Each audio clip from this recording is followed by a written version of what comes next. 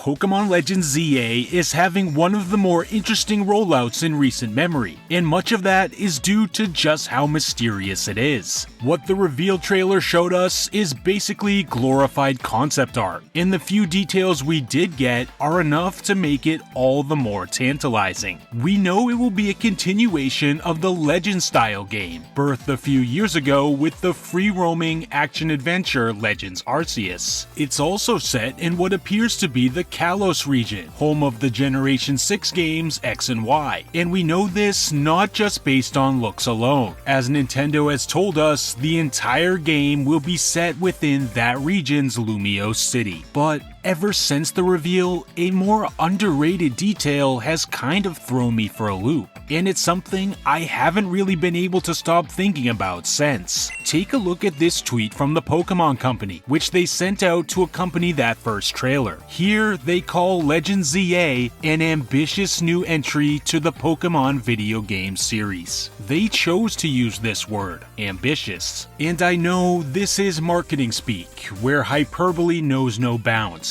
But Nintendo, with Pokémon falling under that same blanket, have historically been very careful with their messaging. They don't usually throw around words like this for the sake of their reputation, and these companies know as well as anybody, you don't want to label your game as ambitious before it's even out, because if it comes out and underwhelms, that's not a good look. Could I be reading too much into a single word? Sure. But having followed every move of these companies for as long as I have, I'd argue that this word, in this context, has a lot of meaning. And by using it, the Pokémon Company is conveying a high level of confidence in the product they are soon to release. Today, I want to talk about why I think we should expect great things from Legends ZA, and go into detail about exactly how it could meet this self-proclaimed ambition. Let's talk about it. If we compare the initial reveal of Legends ZA with its predecessor Legends Arceus, we saw far more of Arceus in comparison, notably gameplay, because even the reveal of Arceus showed off both catching and battle mechanics. So far, we've seen nothing of the sort from ZA. The Pokémon Company has been far more secretive with keeping this game under wraps. We got a cinematic trailer that's really just a tease, showing off what looks like a transparent blueprint of the city. This is a far cry from the in-engine gameplay we got during the reveal of Legends Arceus. Clearly, they're waiting to show off ZA in a more polished state, and I think from the first moment we see the game, the level of ambition that's being teased right now will be apparent right away. Not for nothing, but the timeline is there. Legends ZA is slated for release at some point in 2025. We don't know if that means early or later on in the year, but what we do know is that the game has been in development for quite some time. It's not a stretch to imagine that planning for it began at the very beginning of 2022,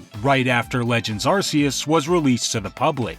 That already gives us a 3-year development window at minimum. Also, we can say with confidence that a Pokémon release won't be coming to Nintendo Switch during the rest of 2024, meaning that ever since the release of the Indigo Disc DLC in late 2023, Game Freak has and will have a full year and change to work all hands on deck on Legends ZA. Well, that and whatever comes next, likely the mainline Generation 10 titles coming to the Nintendo Switch successor. And it's not just time that's on their side for developing an ambitious new Pokémon title. If Legends ZA happens to look and play similarly to the previous game, Legends Arceus, then there's a chance that the infrastructure for this game has been there since day one, meaning Game Freak could have just taken the existing base that's already there with Legends Arceus and built directly off that to create ZA. We've already seen situations like this elsewhere inside Nintendo, notably with the Legend of Zelda series. Tears of the Kingdom is one of the largest, deepest, and, wait for it, most ambitious video games ever made. And much of that was helped by the fact that the Zelda team used the previous game, Breath of the Wild, as a fantastic starting point to develop from. We're seeing a similar thing happen with the top-down Zelda games too. Echoes of Wisdom is the largest and most complex 2D Zelda ever, and since it shares its look and feel with the previous one, 2019's Link's Awakening remake, it's likely that key development time was saved, allowing for Nintendo and Grezzo to reach a staggering amount of gameplay depth. If Game Freak is using a similar approach in development, then Legends EA could look and feel just like Arceus, but enjoy the benefits of being far more expansive.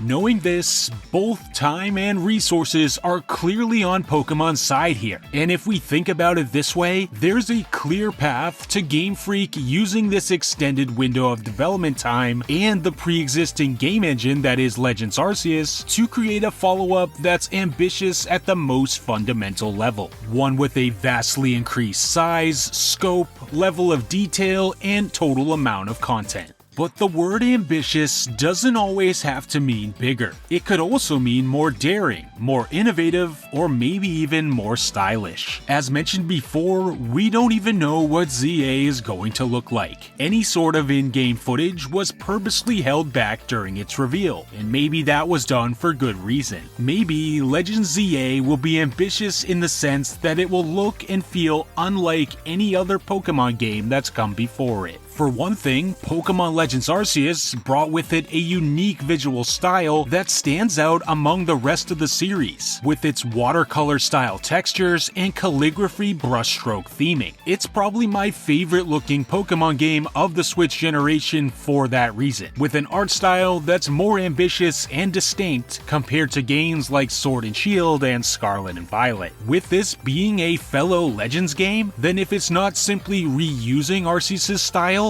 then Legends EA might form its own kind of unique visual identity as well. But going beyond visuals, maybe the actual hallmark of the Legends subseries will be turning the traditional Pokemon formula on its head, just like Arceus did a few years ago. After all, you don't have a Nintendo game without some sort of new gameplay hook.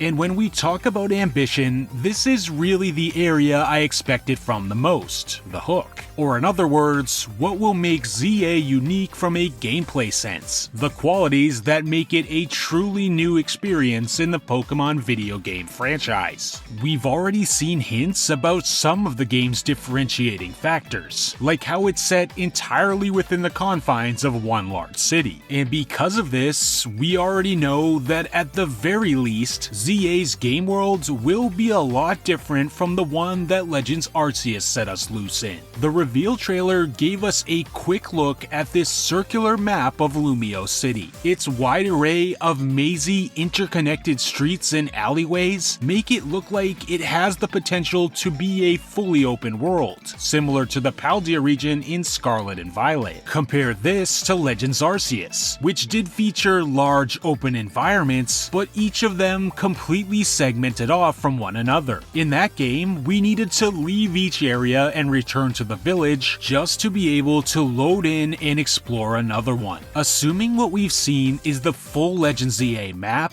then it definitely appears to be interconnected, rather than segmented like Arceus's. Of course, we don't know that for sure just yet, but it does look promising. Transitioning the Legends subseries to be an open world game like Scarlet and Violet is absolutely an ambitious step forward, and one that I believe is pretty likely to happen. Having free reign to explore the entire map at the very beginning of the game would lead to a far different progression system than the one given to us in Arceus. Also, let's not forget that we've never before had a Pokemon RPG set entirely in one city. That alone is an ambitious concept, because this city is going to need to be large, detailed, and varied enough to sustain an entire game. I'm very interested to see how they'll introduce all the Pokemon types set to appear within Lumiose City. Traditionally, Pokemon don't appear within cities at all, so this is already a huge change for the franchise. In Legends Arceus, so much of the game was focused on the exploration of different geographic regions, and seeing which Pokemon types live in each one of the different climates. If ZA is set only in one city, then how is that going to work?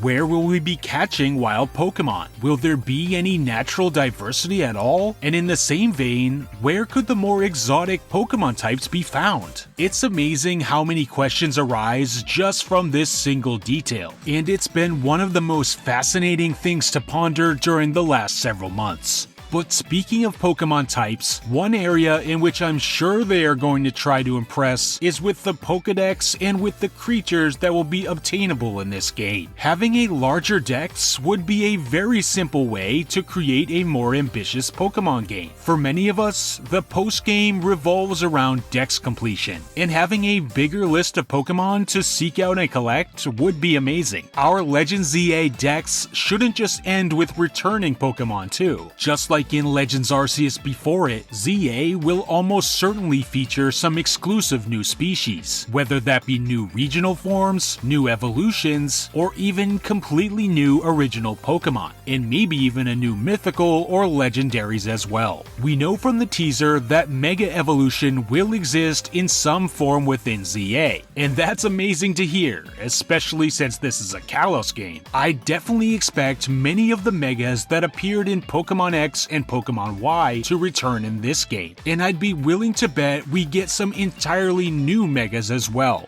We might even see Megas for Pokemon that were created after Mega Evolution faded away post the 3DS era. Mega Evolution will no doubt be one of the game's best features when it comes to creature collection and battling, and it looks like the Pokemon Company knows this, since they built up some serious hype by teasing it during the final seconds of the reveal.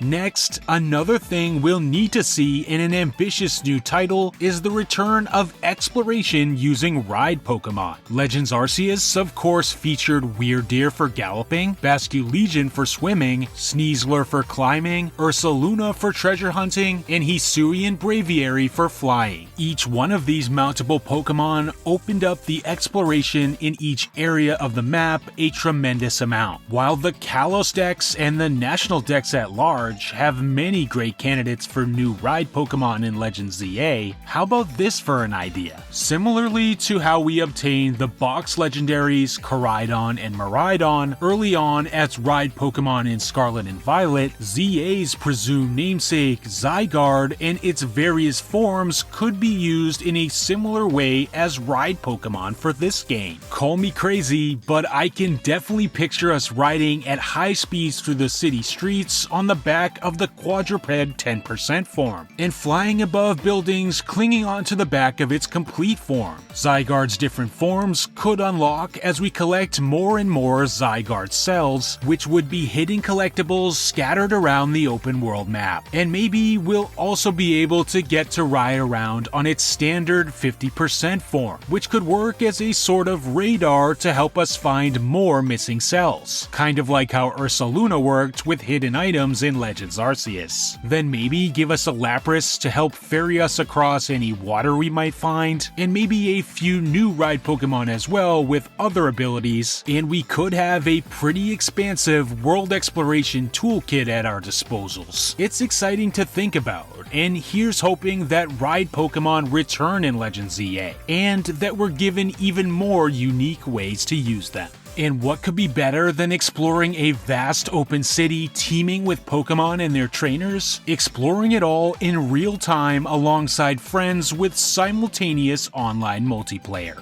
One big reason cities even exist in the first place is to house and accommodate large quantities of people. Pokemon Legends ZA could use this to its advantage, and use the city setting to focus much more on multiplayer features than Legends Arceus did. What would be the best way to integrate multiplayer in this game? In my opinion, that would be by bringing back the simultaneous Union Circle co-op pioneered by Pokemon Scarlet and Violet. Doing so would certainly be an ambitious expansion to the Legends sub-series, and it would add a lot of extended life to the game, stretching beyond just its main story and post-game content. I'd love to be able to shiny hunt in real time with a group of friends online, helping each other clear outbreaks, having shiny hunting competitions, being able to PvP battle or trade at any point, and much more. Just bringing over everything that made Scarlet and Violet's Union Circle great would be a fantastic first step, and doing so could lead to Legends EA having some of the best multiplayer features in the series up until this point. Quite a fitting characteristic for a game set within the big city. But if for some reason we can't have true co-op, some basic passive online interactions, like being able to see fellow trainers in Sword and Shield's wild area, or Legends Arceus' Lost Satchel mechanic,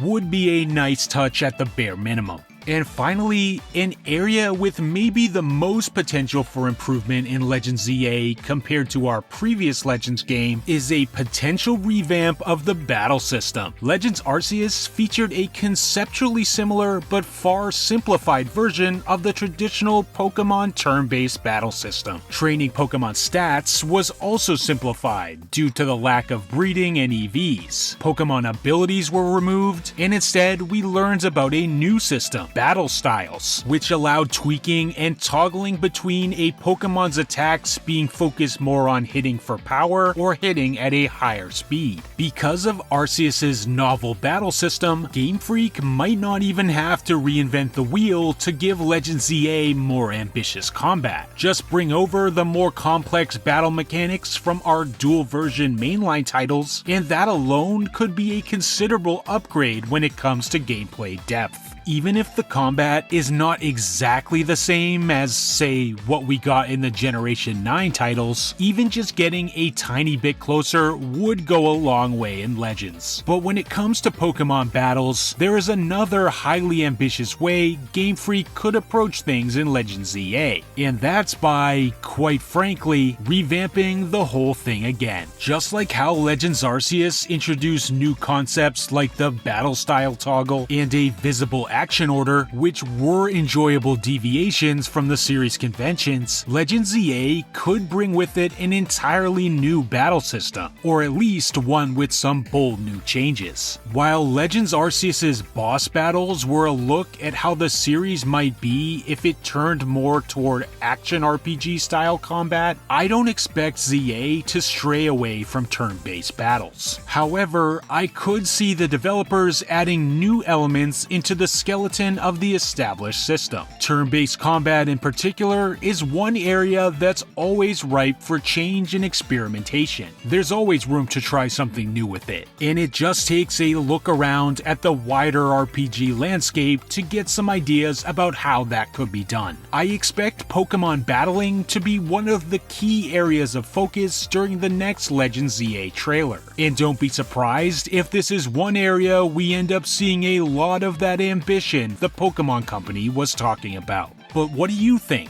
What should we be expecting from Pokemon Legends ZA? Legends Arceus was by and large very well received, so ZA naturally holds the responsibility of living up to its predecessor, and even trying to exceed it. Layer onto this the fact that the Switch successor will likely be a known quantity by the time ZA releases, and it will be facing an even bigger challenge, standing out among Nintendo's next-gen offerings. But hey, that's never stopped Pokemon before. We're talking about a series that moved millions of units on 3DS months after the launch of the next console, Nintendo Switch. So in truth, I'm not worried about it. Either way, it's been a long year without a new Pokemon game, so I for one can't wait for the series' triumphant return. If you're as excited as I am for Pokemon Legends EA, then subscribe to the channel for much more Nintendo content. My goal is to share the joy of Nintendo games with other fans like myself, so if you're looking for something to listen to while you wait for Legends EA, Donkey Kong Country Returns HD, Xenoblade Chronicles X Definitive Edition, Metroid Prime 4 Beyond, and of course the Nintendo Switch successor, then I think you're in the right place. Thank you so much to everyone for watching, and I'll see you all in the next video.